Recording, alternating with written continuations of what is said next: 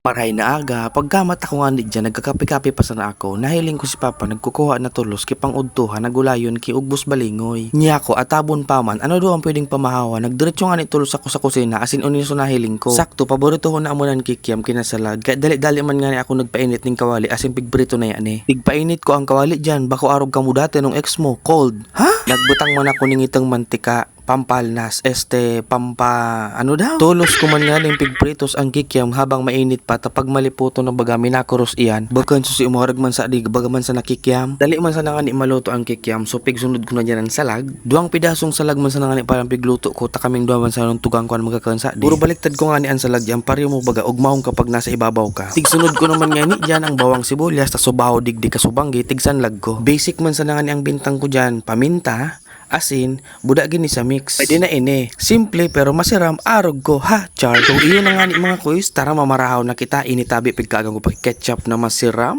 tamang tama lang sa salag, buda kikiam. Tara magkaon tabi kita mga kuys. Ya nga taday ka na ugma pag tigaag na ka magkaon pero pag ikang pigkakaon na ugmahong ka. So maraming salamat sa inyong lahat dyan mga kuys. Ayan. Thank you very much sa inyong pagsubaybay. Salamat.